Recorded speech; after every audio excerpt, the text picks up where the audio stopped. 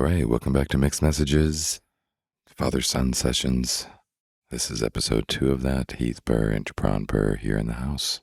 Hey, Gibran, thanks for being back. I am happy to be back. That's cool. Thanks for having me. I know you've been wanting to do this. It's been a while, so it's good to get this next episode in. So we kind of did a little regroup here, but I think, just coming right off the hip, I'm going to kind of dive into my own little personal experience around what was life for me at 20 and kind of what generation did I live in. I think you and I have talked about it a little bit, which was kind of fun as you used to compliment the Gen Xers and say that they were kind of one of the generations that kind of had it together for a while until they didn't, right? Yeah. And that there was a lot to compliment about that generation, and then they kind of lost their way. It was one of your opinions. Is that true? Yeah. So for me, just to add context, for me, that was through movies because, I grew up with Surf's Up, Ratatouille, Meet the Robinsons, 2000s movies. There's tons of them. And everybody can have a different perspective. But for me, it felt a lot more positive. It was a lot more positive rock music, especially Surf's Up. It was a lot more genuine meaning. There wasn't quite the limitation on what could be shared with children. There was higher, kind of more intense concepts sometimes a little too much, sometimes just right and what would work. So that was my perspective on where I really gave kind of the previous generation, which would be my parents' generation and a lot of my generation's parents, was the idea that it seemed like there was hope. It seemed like there was creativity and really creating optimistic content. Yeah, I thought a lot about it since you mentioned it, because I think in any generation, we don't really quite know that's what we're doing when we're in it, right? Yeah. So for me, the generation above me, when I grew up, it was all Led Zeppelin and Queen and that whole rock and roll, hippie, the Doors. And so I kind of was coming off the tail end of that. Although when I was really young, I was still listening to Wait a Minute, Mr. Postman, and some of that early rock that had not kind of gone acid and drugs yet, right? Yeah. And rock and roll and sex, love, and freedom, right? So by the time I was kind of in my adolescence, all that was gone. Life became suburbia. It was the baby boomers had pretty much been covering the mortgage and moved out of that whole hippie dresses and stuff, right? But I still loved all that early rock and roll. Then it became, Gen Xers came up with Quiet Riot and Twisted Sister and glam rock Ozzy Osbourne and Motley Crue and this kind of heavy metal thing. And you and your brother and I were listening to music of the different generations, right? So there was that. And then when I graduated from high school and, right about before and right during, it then became the grunge era. That was for a moment, this kind of freedom of anti-establishment, and the ability to kind of flannels and jeans and Rage Against the Machine and even Twisted Sister. I kind of laugh at of we're not going to take it. You know what I mean? There was a whole anti-establishment kind of movement that was going with what I felt like was a lot of kids who grew up actually without major television, without major media, without major social media. So we were that generation who grew up on the big wheel as a kid. We were the generation who were out, kicked out of the house and told that when the streetlights came on, you come home, right? We were the kids who were running around and getting lost, at the railroad tracks and trying to keep ourselves busy while our parents were usually working. We were the latchkey generation. So we had a lot of independence, no media, really. So a lot of personality.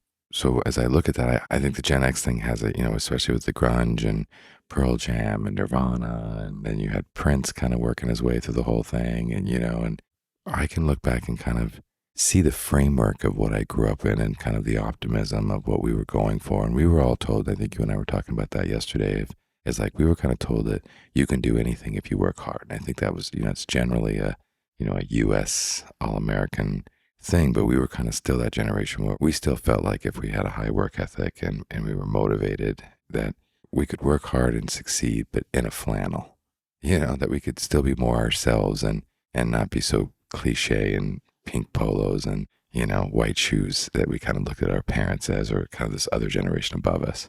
But I think for me, and I'm sure I'm not the only one, it's kind of complicated to grasp what's going on in this generation and what is the youth thinking in this generation. What does the music reflect? there's a lot more hip hop, but is that all youth? Or, like as I was going into school, it was, had the kind of heavy metal, and then it went into new wave, and then it went into grunge. It's like, I don't know, I guess growing up, I have a picture of what growing up like for me looks like.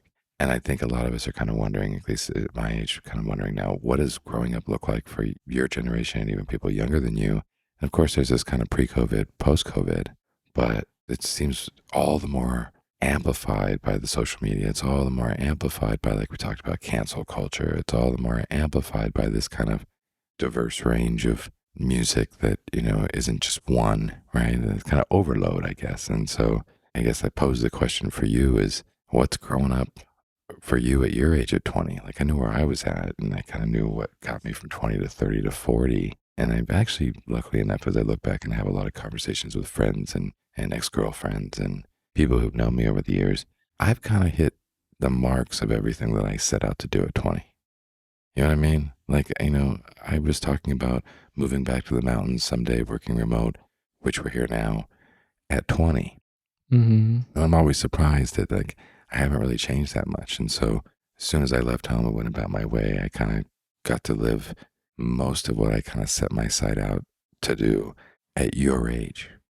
And now you're your age, getting ready to do the same.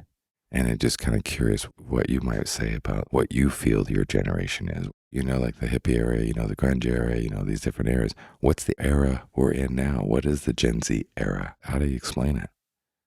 From a limited knowledge and standpoint, the interesting thing is I think that because of, maybe we can always go back to technology, right? We can always go back to, new generation technology, blah, blah, blah. But it is a thing. That's why we all go to it. So it seems from my perspective that my generation actually has different groups. There's a lot of kind of separation in terms of perspectives. Like maybe in the past, there have always been the rich and the poor, and there's always been separation. Cliques or whatever. Cliques, right? yeah. But I think that in some aspects, it feels like cliques have extended into lifestyles versus maybe before it would have been a high school thing. And then after high school, that kind of eliminated, and then people moved forward and just kind of maybe then joined a similar workforce. That sounds right. Can we pause on that for a second? Yeah. Because that sounds totally right. Like, I can go back to my generation of The Breakfast Club and, the movie. And that was the jock and kind of the weirdo and the geek and the supposed druggy rebel and, those kind of, new waver. And those kind of 5 categories really did pretty much encompass our version of cliques. Right. And then to your point, once we got out of high school, we were all just kind of the same people going to work. And yeah. And we didn't really carry that clique, I don't think. I think a lot of my friends who were even really amazing new wavers, I know I can think of a guy that I went to school with, Carly Reese, was, kind of the amazing epitome of wore the cool pointed shoes and had the amazing hair and stuff. And I see him now on Facebook working at Disney for years. And everybody kind of grew up and kind of just became the same, to your point. There was not much to that same clique distinction, where you're saying like that. It's almost like those spectrums of clique keep going. Yeah. And, one thought process I just thought of, and this is, what would make sense is, so you figure in high school, the jocks are basically the same guys that have known each other for the 4 years. All the different cliques are the same people in the school. Maybe you'd have other jocks that would kind of meet each other, different high schools, things like that. But once you would normally leave high school, you kind of separate from a lot of your old friends. You separate from the people that you related to in a way that would allow a clique, where now in social media, you can be in contact with like-minded people all the time. Oh, totally. And then you have to put in then the factor of there are still maybe the football thing, at least, is still a clique. You know what I mean? That is still a clique. Men will still get together and watch the game. But now you've got gaming, you've got gamers, which is actually huge. Like, that's probably the biggest clique of my generation, to be honest. Like, it's gamers straight up into adulthood. It's a point where unless there is some sort of exclusivity, like parents who truly weren't on that spectrum of gaming, like they not playing a video game at least once is the exception now. I personally believe that. Like, I personally believe if you were to talk to as many Gen Zers as possible and ask them, hey, have you played a video game before? A huge majority would say yes. And a lot would say, yeah, but I'm not a gamer and I don't play regularly and I'm not really into games, but they've played. And that's kind of something really fascinating because I don't think the same majority of people would have played football or, was a nerd. Oh, right. Totally good point. Yeah, the jocks were the jocks. And I actually felt like it was loneliest for the jocks when they got out of high school because they didn't get celebrated as much anymore. Right. Right. You know what I mean? Like Yeah. they didn't get to walk down the halls in their, their jerseys and their Letterman jackets and just high fiving. And so I always felt, my friend Anthony Tavares is a dear friend of mine, and he was like the ultimate jock, super athlete and everything. And he went on to the Navy and so on, but he's made an amazing life for himself. But just that image of like the athletes who no longer get to be these like superstars in high school and have to be normal people like everybody else. Yeah. And that doesn't mean that, they still don't have their interest in watching football and all that, but very few went on to play professionally or whatever, right? Right. Where like they're saying like here, like gamers or a whole bunch of culture can kind of keep it going after high school because there's still an audience. And gaming is significantly easier and more accessible than doing a sport or having to learn a trade. Like there is a sense and there is a thing now of like tournaments, and there's a sense of people that really do get really good and then, find a living off of it. But in the reality, if you were to think of like a video game, not everybody is using the same computer. When people play something in a field, they're in the same field. So there's a lot more interaction. So other people are going to get mad if you're running into them, if you're messing up the game. So there's a lot more kind of minimums of how much you have to actually be able to do, even just to be on the field and play the game. Right. Like a team sport requires you to be a team Right. player or whatever, where gaming doesn't. Right, necessarily. I mean, for most of the time, to do good, to play competitively, yes. But to move a character around, jump a couple times, do a couple controls. Or even just your own shooter game where you're not playing in multi-user. Exactly, first player stuff. First player stuff. You're just cranking away, doing your own thing. Then no, it doesn't require any kind of anybody else. So then you can choose how much you want to put into it. So take you and Natalie, for instance, she's been on the show. And so I can relate to where her background is, and she shared it here as well, right? What are some of the other genres, like for her, like in you? I mean, how would you describe yourself? You're not a gamer. I mean, you enjoy some gaming, but you kind of didn't go that route. Yeah. Right? I mean, what genre or, would you call yourself in the Gen Z? And then maybe is using Natalie as an example, you're very similar, but what would she be? I mean, she seems very politically activism to me, right? Very make a difference in the world, which is inspiring. Yeah. I see that in you as well. Is that rare in Gen Z? Well, I think the scary thing is when you start to think that people can be defined simply by a group that they resonate with. I think that is one of the scariest realities, of social media, because ultimately a lot of the reality of that only exists when you believe it. So for me, I feel more human than anything. I feel more like just a guy and I just do my thing. I believe in what I believe in, but I don't have a clique. I don't have cliques. I really do not. And I feel like even a lot of gamers do not have cliques. I do think that there is a danger, though, of a certain amount of people who, and I would say because of the accessibility to stare at a computer for hours and because of the accessibility of truly being able to be disconnected from reality, which maybe hasn't been as available in the past, such as what I kind of talked about normally you're interacting with other people. Normally you're responsible for the people around you. Gaming doesn't really require that. Slandering people on social media doesn't require that. Activism on social media doesn't require that. It has real life consequences and it affects other people, and it creates a culture where people are subscribing to certain things and choosing to get really stuck in it. But I think the question at that point becomes, are you stuck in something, or are you actually still functioning in the real world? So I guess what I would say is that for me personally, I do have things that I believe in. I put a lot of time and energy on, maybe not a lot of time and energy because it's a natural thing, right? So it's not like I'm doing it as a job. But if I wanted to buy a bamboo divider, which I did for my room, typically people that I would be talking to, they'd look it up on Amazon and they'd be like, bam, this is like $100. Let's buy it. My perspective is no, because I don't know how it's manufactured. I don't know where the wood comes from. I don't know if it was made in China with child labor. I would rather buy a $600 divider that I know is more handmade, let's say from Japan. So that is one thing that's different.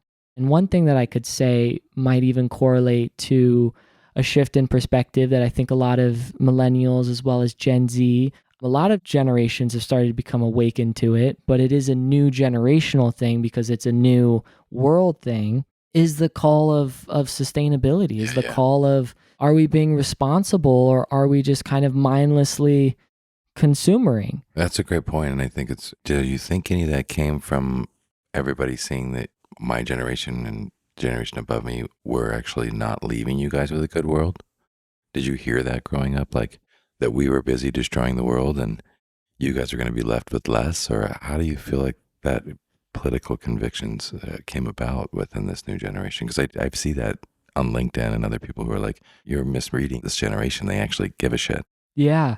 So I think the main thing is, so I am different and I'm also not that different. I'm really not that different, but I am completely off of social media. I am completely off of social media.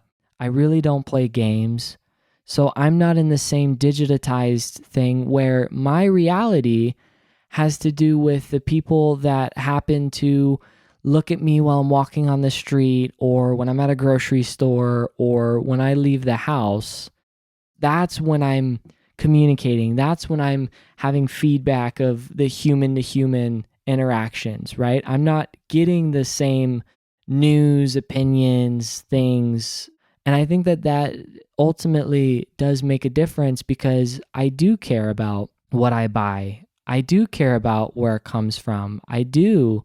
And for me, it was through actually marine biology.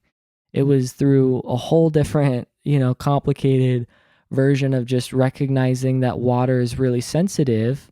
It's weird, but it kind of comes from runoff. Basically, if you are littering or you're not properly managing crops, things like that. Let's say you threw bread on the side of the road. You think it's harmless, it's going to decompose in the ground. Well, if it rains and that bread goes into the water cycle and enough people threw bread, all of a sudden you actually do have slightly broken down nutrients, which is food.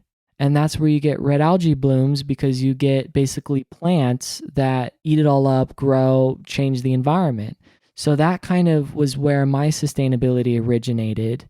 So I'm not really sure how or why it really became a trend. I would guess a lot of it would be because of climate change, climate activism, global warming.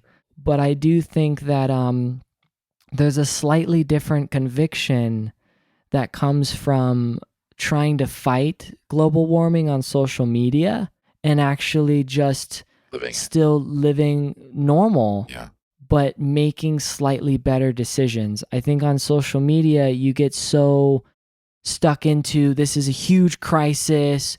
We have to do all these things, blah, blah, blah, blah, blah, blah, blah, blah, blah. But that's kind of like if you were to act like you needed to learn how to play a piano in like a day. Like that's, it's easy to become overwhelmed, I guess is what I'm trying to say, is I think a lot of people become overwhelmed and then they become scared and then they become concerned and then they do want to make differences and they do want to, make better choices, but maybe then they get so overwhelmed that they can't not talk about it because they're stressed about it. They can't not make constant posts about global warming or constant conversations. So then they become obsessed with something that is supposed to just be, hey, maybe something's happening. How can I live better?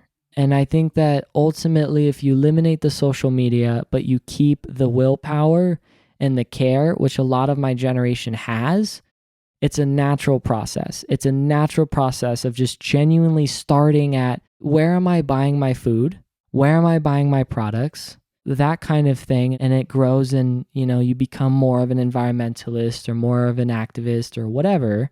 But social media keeps you in the conversation and less in the action is kind of the problem, is where you become, because if you're spending your time on the phone talking about global warming, are you not using electricity? I mean, I don't know. I just think I was bringing up a funny thing. I'm not trying to knock but on anybody. It sounds like what you're saying is there's there's the politics and then there's the lifestyle, right? Yeah. But then, okay, so then kind of moving through that a little bit more, how do you explain the great resignation that's occurring right now? Right? How do you explain people not showing up for work? Yeah, so my perspective on that is actually I'm very optimistic about the Great Resignation, because I feel that even if things get a little awkward, I have felt for a little while that there are more restaurants than people who are meant to be chefs. I can completely understand that there's a huge population, and it's like, what do you do with all these people? And then additionally, if people are addicted and struggling and, they're so in their mind, which is what I was really trying to refer to with the environmental thing, is when people care a little too much, then they're not really able to still live their normal today lives. That kind of limits people actually being aware enough and being themselves enough and outside of the digital world to maybe kind of figure out what they want to do. It makes sense to me that somebody who is constantly drunk might have a harder time figuring out what their life goals are and their passions, and then maybe they're just going to end up at Subway to afford enough money to buy booze. So there's two sides. There are more establishments for certain things because of trends than what people are maybe meant to do, and then that creates a big dissatisfaction and creates a big resignation because people just do not want to do those jobs. If you think about us as human beings, sure, I like to go to a restaurant, I like to get some food. I know that there's the other part of that where somebody has to clean the kitchen, somebody has to cook, somebody has to prep, somebody has to do all the things to make that happen so that me and thousands of other people are able to essentially have the food. So I understand that, but that doesn't necessarily mean that that is what we like to do as human beings. We like to learn and laugh and run and play. I don't see myself, and I don't think a lot of people see themselves mopping a floor and wiping a counter as something that they would personally want to do that would bring them satisfaction. As a lifelong ambition. Right. And that's kind of, I think, one of the differences is maybe in the past there was a conversation of, well, you have to do that. And the world needs ditch diggers too. So we used to say when we grow. Right. But there was the assumption that eventually you were going to retire, or eventually that you were sacrificing so that then you're going to get something out of it. Well, now everybody knows that you work until you die. Yeah. With the current system, everybody knows that there is no retirement kind of anymore. Yeah, fair. So I think that has shifted the perspective of really not being willing to sacrifice all of that time on something that just is really not fitting what makes you happy. Yeah. I like that too. I think I'm really optimistic about it as well, because I think, as I was saying, our generation, or at least growing up, we were in the grind culture for quite a while, right? We were hustle culture, I guess, right? And I can say for myself, it didn't pay off, right? Right. I'm grateful for the life I live, but all the extra hours, you see it now, just even post-COVID and everything, and this kind of, everybody's like, that job's going to replace you a day after you die. Everybody's going to mourn for about a day, and then they've already got a job requisition open for your position, right? All those extra volunteer or overtime hours, they're not going to be remembered. Every moment you gave up living your best life for the job is really unappreciated. It's Yeah. pretty thankless. So the next generation, I would hope, would see that and learn from that and say, yeah, I ain't going to do that. Yeah. And I think that there's a new perspective that in the past, maybe you really did believe that you were going to be thanked. And yeah, I agree. Like, it's just not the reality anymore. Your day to day is your day to day. Your life is your life. Yeah, most of the big work world has been thankless. And the big retirement, really, windfalls, even for my generation, didn't happen. I used to say, and still probably just coming to the end of, is I was wildly delusional about how successful I was going to be just because I was so inspired to be it.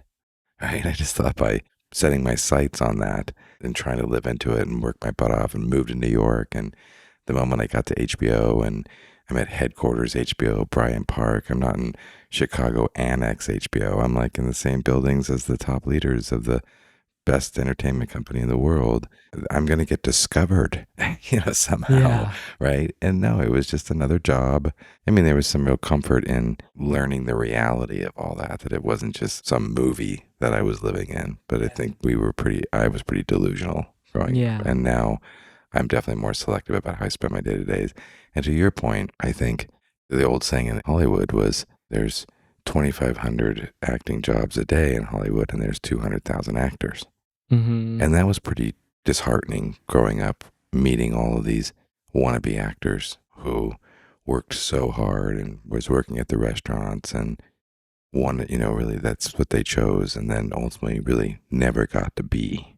And so many dreams that didn't really get realized which was kind of like the lie, if you will, that you could just, if you wanted it in America and you believed in it so much, you could have it. I don't think that's true. I think circumstance, proximity, timing, luck, all these things are now much more realized. And now it's also, what's the negative impact? I know for me growing up, even though I kind of switched gears on that for a while, is as you say, like the Gen Xers kind of had it and let it go in a way. Gandhi was such a big impact on me. I loved the do no harm, right? And I think I'm kind of going back to that now.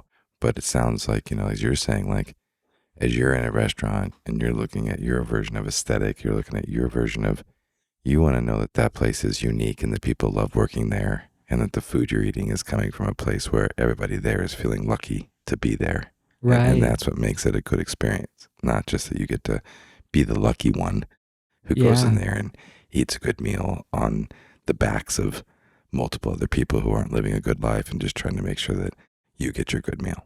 Yeah, and I think the unfortunate thing is that because of just the way that businesses have kept cutting costs, cutting costs, cutting costs, cutting costs, as a consumer, it's kind of sucky because if it was just that, that would be kind of nice. But in reality, my concern is that if I got the cheapest thing on the market, is just unethical. Like it is basically kind of poison as far as food is. And then it is like children and it's, unfair wages. So, for me as a consumer, that's where my ethics comes in is just, can we meet the bare minimum? Like, I can't act like I'm going into a restaurant every time being like, is everybody having a good Yeah, time? of course, right? No, I'm just trying Yeah. to make sure that if I'm buying a thing of chocolate, because that's actually kind of, there are many, many, many, many, many chocolate bars that are out there that are about fair trade and are ethical and things like that. And part of that is because that is, one of the things that are abused, as far as I know, is fair trade, which is basically that the people in another country are getting a living wage for harvesting, what ultimately travels across the world so that I could enjoy it. And to me, like that is kind of a minimum, like a minimum of a certain level of healthy food and also that the workers aren't essentially unnecessarily poor. So then another kind of big one out there, is obviously you grew up as a family of divorce, right? Yeah. And, by the time you became an adult, the divorce ratio was 50% or more. Mm-hmm. Probably by now it's like 60, 75% chance of somebody getting divorced. And I've always said, as I started to realize, we live in a trade in or trade up, trade off culture, where especially with the advent of dating sites and stuff like that, it's like, oh, this isn't working. I'm going to swipe right and go find somebody else, right? Yeah. Even with marriage Yeah. and without the same religious fundamentals and, ethical fundamentals around family and the independence and autonomy of relationship versus agreements of family, right? Where do you think your generation sits with marriage and family? Honestly, I think that's very varied. That is one of the things that I will say comes down to the parents. I think a lot of my generation had parents that were strong and came from a place of love and were committed. And a lot of those children are probably going to feel a bit more optimistic. Like, they're going to want a partner and they're going to have a life, things like that. I think another part is the living scenario. A lot more of the middle class, maybe he's going to feel a bit more optimistic about the settling down, kids, that kind of thing. I do think that, to your point, back in the day, if you were in the countryside, all of the girls in your high school class pretty much were the options. You know what I mean? Like, you had, like, depending on the size, if you were really in the country, between all the other people that were already together, between your personal taste, things like that, like maybe you had like 5 options, maybe even less.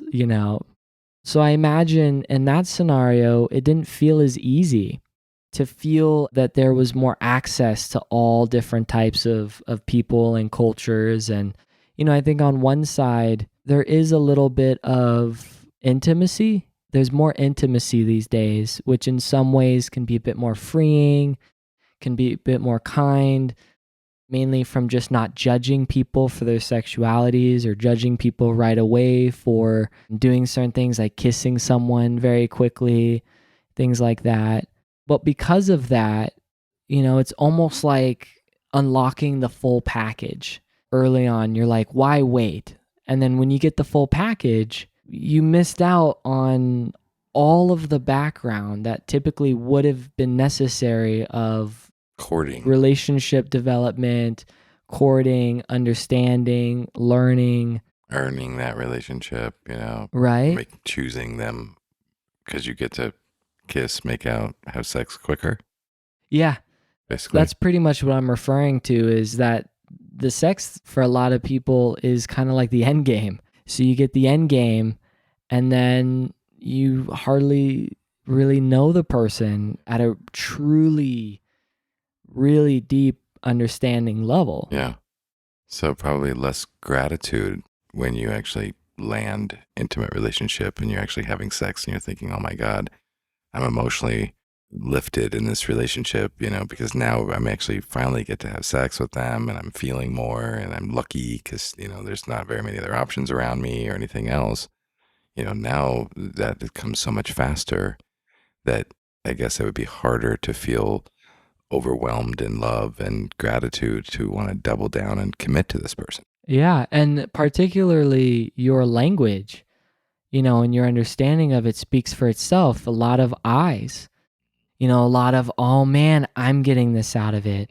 This is so good to me. This feels good. And then when you were referring to it, you weren't really referring to the person. The focus is just off because you're not focused on the sacrifice, the hard work, and what some aspects of marriage is, which is volatile. So I'm not going to act like I know too much. I'm not married. But essentially, yeah, the focus is about The experience, the more than the experience. person. Thank you. That's a great one. The experience more than the person and more than the actual act of facing life with the person. It's about the experience with the person. There's not the commitment because there's not the future outlook. It's a very now. Temporary. Yeah. So that was a big conversation is, again, and I think goes beyond generations, but kind of two parts. I'll say one part is, obviously the advent of MTV and kind of hip hop allowed us to see people come from nothing into being big celebrities and stuff is getting things easy, getting success easy, right? Versus when I was growing, it was you work hard for it and it'll come. All of a sudden there it became this kind of, it's going to come easy. And so, yeah, parts of it did. You got to wear nicer clothes and look fancier. You got to maybe lease or buy a used Mercedes and act rich, but you weren't, right? You got to, for all intents and purposes, get laid more and things like that, right? That made you feel more, I guess, rich and successful, right?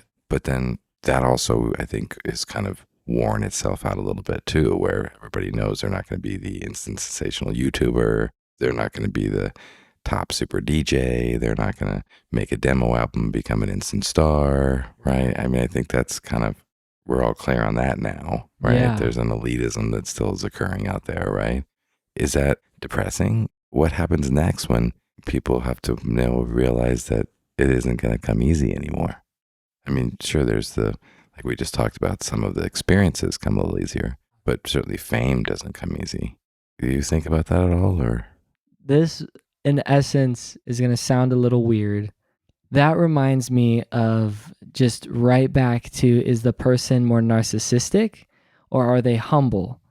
And I think that that's where they're going to change in how they react to that scenario. I think a lot of the humbler people, might feel a little disheartened, but I also think that a lot of more humble people don't really feel like that whole social media sudden easy thing is as accessible. I feel like a lot of people actually are realistic, like, as much as it might not seem like It's a good thing, I think. yeah, like I think the majority of people probably are actually realistic, Yeah. especially the adults.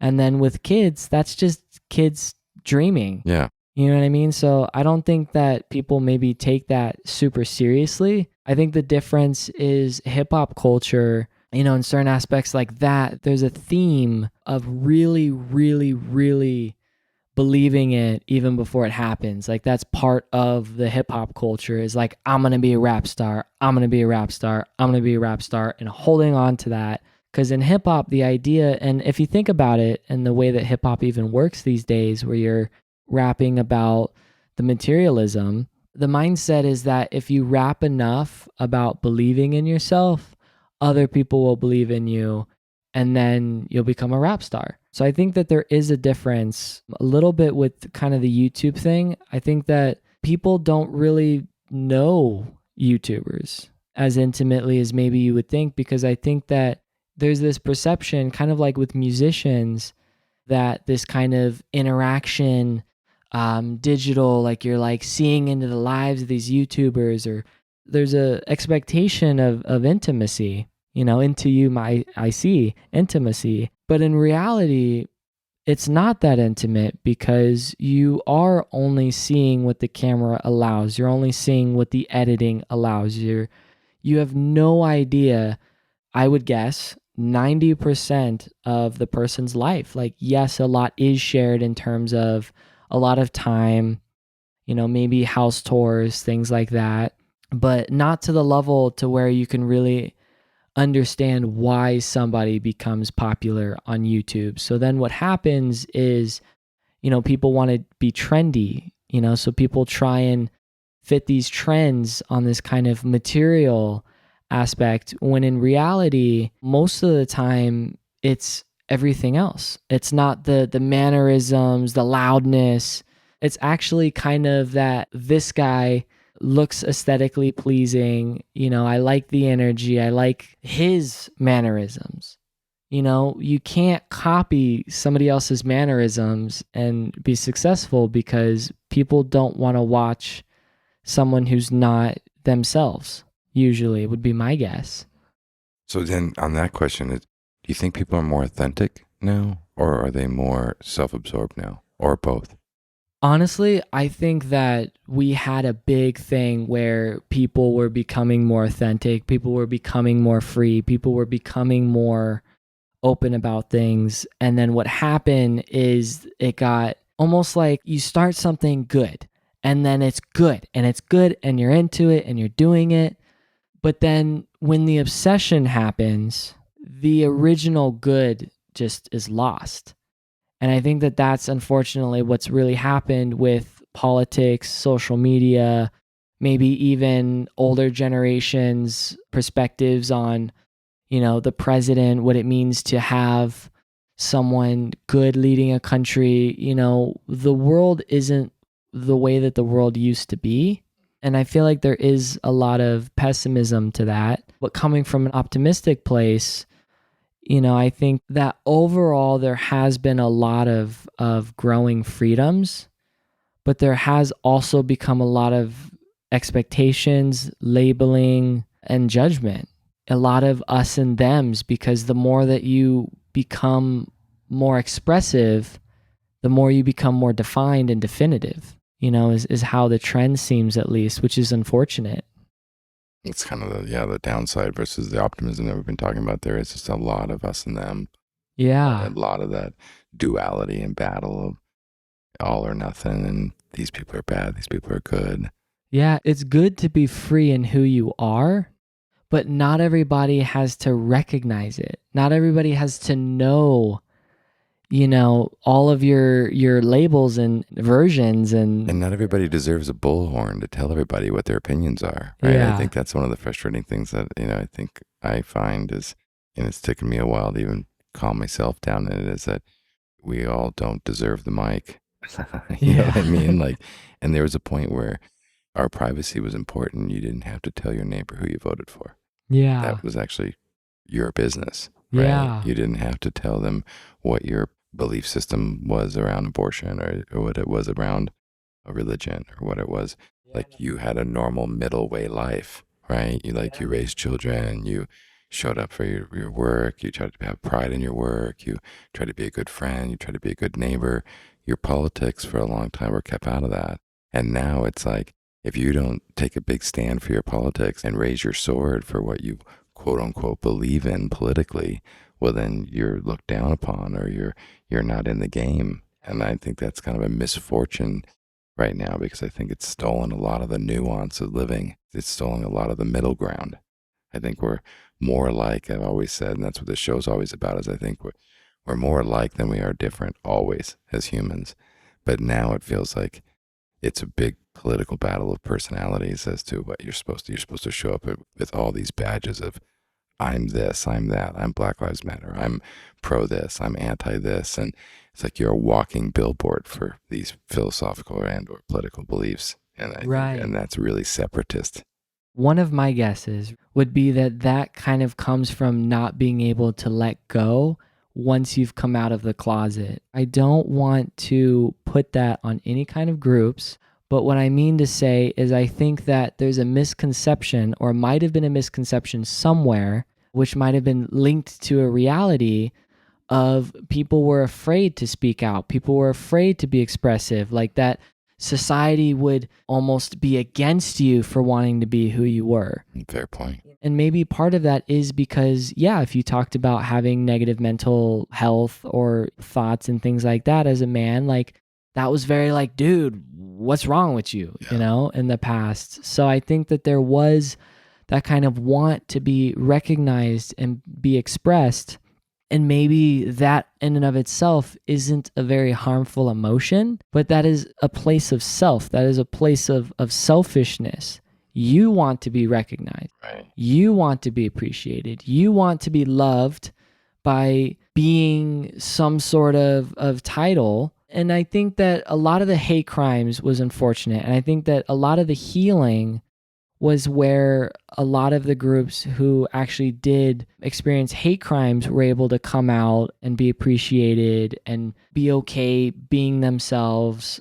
But ultimately, if you're not able to then let that go and then just be normal and not have to be constantly expressive, then it starts to bleed into other topics, other politics, other beliefs. And I think that, in the past, maybe there was a much better understanding of overall just the kind of humble, quiet life, We don't need to make problems at the dinner table. Right. And then what originally came from healing hate crimes became like, no, I want to speak on what I believe. That is You amazing. know? I actually really had never thought of that. That's kind of a breakthrough for me. And I appreciate you bringing that to my attention because I don't think I really thought that before of like just using the example of growing up with my friends who, didn't want to come out of the closet with being gay and how tormenting that was. Right. But then ultimately, when they finally got to come out, it decompressed. They got to be relieved. They no longer had to keep that secret, and hopefully in many cases, their family adjusted. They then got to go back to being the son. They got to go on with their life and still Right. pursue their career without their sexuality being a part of it. Right. They got to fall in love with who they wanted to and live a normal quote life, meaning they get to just go be married to their spouse and whatever same sex or whatever. But it wasn't their whole identity, right? They actually got to now breathe and say, okay, I'm out. This is the truth of me, but now back to being human. Right. Versus like now grabbing a flag and running down the street and now, having to have this be their entire persona, having to now have a huge stance on it ongoing. Like you're right, they don't get to actually just relax and just go back to being human. They're now all this. Because I guess the recognition wasn't enough. The recognition wasn't enough. The being okay and accepted wasn't enough. Now it had to be something more and more and more. That's so fascinating. I think that helps me at least kind of get some more common ground on some of all of these movements and why they've gotten so blown up but also some of the loneliness that occurs because that isn't necessarily as satisfying. I mean, how much can you continue to preach the same thing over and over by yourself after you've already been kind of accepted for it? Right. Why does your life have to be a cause? Right. And that goes back full circle to the social media thing. Social media is the only platform where you can continue to create the problem, to create the fuel for the fire. In reality, how many people are going to hate crime nowadays, especially my generation? Like, okay, it's unfortunate. In the past, it probably was a big problem. It probably was more hate crime than anything else. We're not marginalizing that, but yeah. Yeah. But, nowadays, I wonder if now it's just hate. Mm-hmm. That if somebody who has hate crime for being gay is at the same ratio as somebody who has hate crime for just walking weird, somebody who gets hate crime for having a limp, somebody who gets hate crime for a certain race. Like there are problems at larger scales, and there was a lot that was done to kind of heal that. But ultimately, I feel like social media creates a way for it to really come across as if it's a bigger problem than it still is. And I believe politicians do too. I believe the political landscape does as well. I mean, I think the Democrats are going in one direction, Republicans are going another, and they are pitting each other against each other. I think that there are all kinds of external forces in media and politics that kind of help perpetuate that. When at the end of the day, why can't we all just get along after we all can just honestly be ourselves? Yeah. Right. In whatever form that is. I know for me, I was fully expressive and I had my own coming out of the closets in many cases, and I think that's true for a lot of people, whether there was simple stuff like just being, profoundly insecure and not wanting to admit that, or like you said, being a man who has to now admit to being more vulnerable and volatile and all these things that you're not supposed to present in the world of stoicism and things like that. You know what I mean? So, but again, the freedom of being able to finally acknowledge that and being accepted by the ones you love at one time was the win. But now, like you said, it just joined the club. Everyone. They want everyone like no to buy hate into it. at all. Exactly. Right. And that just cannot happen. That'll never happen. There are always going to be different perspectives. And they're always going to be bullies. And they're always because trauma. I mean, the more that you get into a group, right?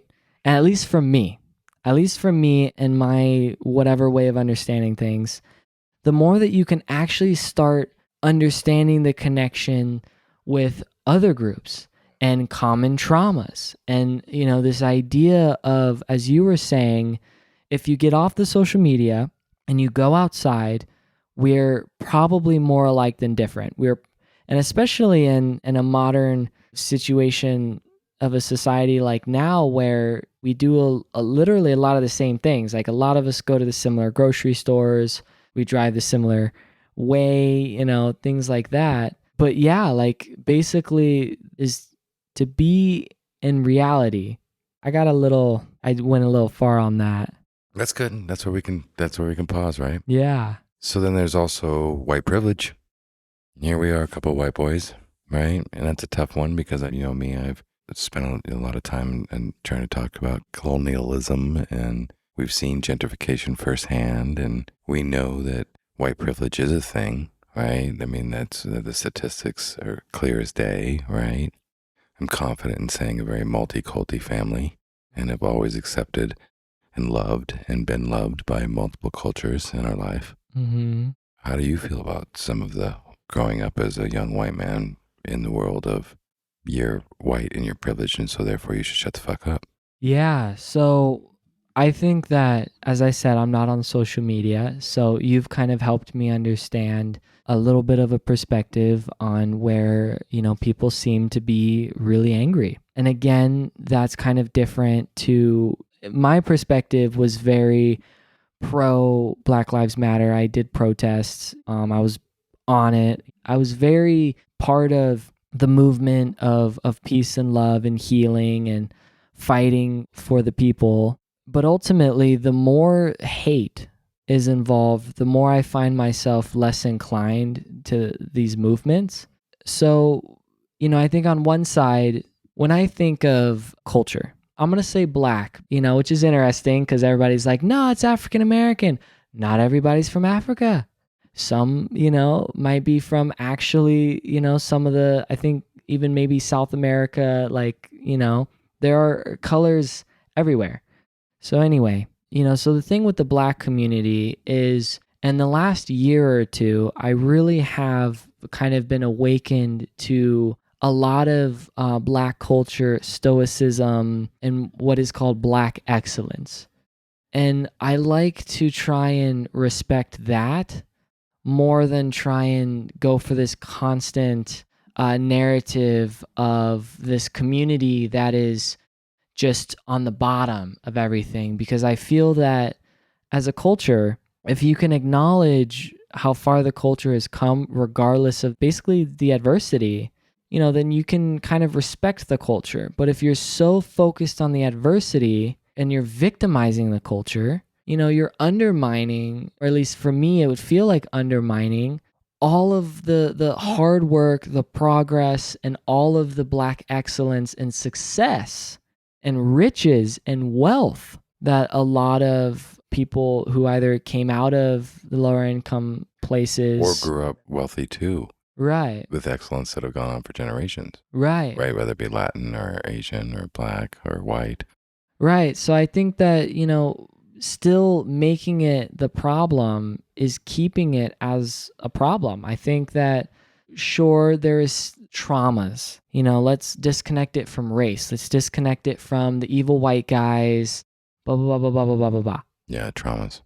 Traumas might have a large place in whether families are a bit more stuck on welfare, whether families are still stuck in a mindset of PTSD, hood mentality, things like that. Like there's a lot of harshness that comes from growing up in the kind of Black communities that you would call the hood. But ultimately, is it still only and completely the ancestors that are causing that? Is it still white privilege and the current white people? Or is it the traumas, that are still in the parents of the new Black generation that are keeping those parents there? I think that it is hard. It is hard to get out of the segregation and get out of all of the history. But I just don't think that white people are treating Black people the way that white people used to treat Black people. And the reason why it's still a problem is because there is still so much passed down traumas and reactions and feelings, and ultimately maybe some police aspects of things. There's always going to be bullies, and I don't want to totally be super one way, but hate is hate. Hate is hate. And I feel like, again, if you get off the social media, I don't believe that 50% of the people that I see on the street outside are racist. I would rather that not be a reality. I think if you are only on the social media pages that give a mic to, if there was 1 million racist people, across the country, which is huge, that is 1/300th-ish of the population. That is still such an insignificant amount. I think it's a really strong point, and I think I want to just touch on that, and then I think it's a good place for us to pause in today's show, because I want to come back on the next show and really go back into trauma and grief, because we both have walked through that. I know I'm personally walking through a bunch of that on my other podcast, Bars Closed, recognizing I think we're seeing a real trend in healing, and people talking about healing and talking about healing in their relationships, talking about healing their generations. And I know that trauma and grief wants to be acknowledged. Yeah. And in many cases it hasn't. But I think, to your point, I think that what we are seeing, that yes, social media and certain aspects of media are amplifying. Let's just put the police thing aside, right? We do know that targeting's happening and all that still, and there's work to be done there. But all of these generations and all races are coming out recognizing how much, my father's drinking came from his father's drinking, the physical abuse that came from the other people's, the lost childhoods that many of us had of all races came from generations of trauma. And a lot of that comes from power exchange, and the haves and the have-nots, whether they be of any race. And so I do feel optimistic that if we can start to focus in on our own traumas and our own excellence and celebrate the excellence of all races more openly and acknowledge our own traumas and our own brokenness more candidly, and stop listening to the smaller subsections of the social media and the media that are amplifying that this is a bigger human problem than it is anymore, and that we're really all still that against each other. Well, the old days, it used to be cool to be a good human being, regardless of what you went through in life. That used to be cool. And now, because everybody can connect and feel each other and be involved with each other on social media, it feels like the new cool is, hey, I believe this, racism, blah, blah, blah, blah, blah. And not saying that they believe in racism, but saying that they are like, hey, racism exists. I'm for the blacks, and then other people are like, I'm for the blacks too. And then they feel a sense of importance, maybe. Like there's a sense of like, yeah, we're doing good works. What is it really doing? I mean, and I guess that's the comparison is, it used to be about like, hey, let's get through the adversity, and there is white privilege. Yeah, because of the traumas, because of the idea that there is the black community dealing with so much harsher history than what a lot of the white population would be dealing with, not to mention a lot of the finances that are put down in families and things like that. The only problem is that when you think that you're being cool, by being politically an activist and politically charged, how can you feel like you're the good guy if there's not a bad guy? Yeah, exactly. I do think that's a big deal. And then that's where the hate, maybe. Yeah, I think we need to focus on reconciliation and trying to make things right as good people versus jumping from one cause to the next. Whether it be for Ukraine, whether it be for Black Lives Matter, whether it be for Asian hate, whether it be all of these things are happening. How do we help reconcile it? Be better people, acknowledge that it's happening, try to make it right, and just level up as humans. And also understand that we also had our subconscious racism that we didn't even know about, reconcile that and come correct, right? And a lot of this is really about nations that have gone through wars, gone through poverty, gone through intense times that just are now, for the very first time, being able to speak candidly about lifetimes of trauma. And honestly, I like that you brought up other nations. I'm going to say this, I'm going to say it flat out, right? It feels like a lot of people who've gone through adversity are a lot quieter than the white people that are mad at other white people, judging other white people about white privilege. Yeah. Like, it feels like as if, a bunch of people who aren't even a part of the adversity went, guys, I'm aware of this adversity. You have to feel bad. You have to feel bad about yourself. And like, this group is bad or whatever. But it's like, there's actually, at least from my perspective, I don't really think I've met, as much as the traumas and welfare. And, there's another conversation there. I've had the privilege of not really meeting someone of color that really is super politically charged about it. Most of the time, there is the humanity of just still trying to do the job. Sometimes there's even more gratitude, if they're able to get a job, that kind of thing. Mm-hmm. I love it. Well, I think our time's up for today. That was another cool round, man. Yeah. Thanks for sharing with me so openly, as always. Yeah. And your opinions. Thanks for having me. Appreciate I'm glad that you specified them as opinions. Yeah, right. That's what we're doing here. I think we both are pretty clear to say we admit to knowing nothing. Yeah. But this is our take on the world, people. And these are the father-son sessions, just having conversations about how we see it. Thanks for joining us. Yep. Till next time. Alrighty. Bye. Mixed messages. Mixed messages. Mixed messages.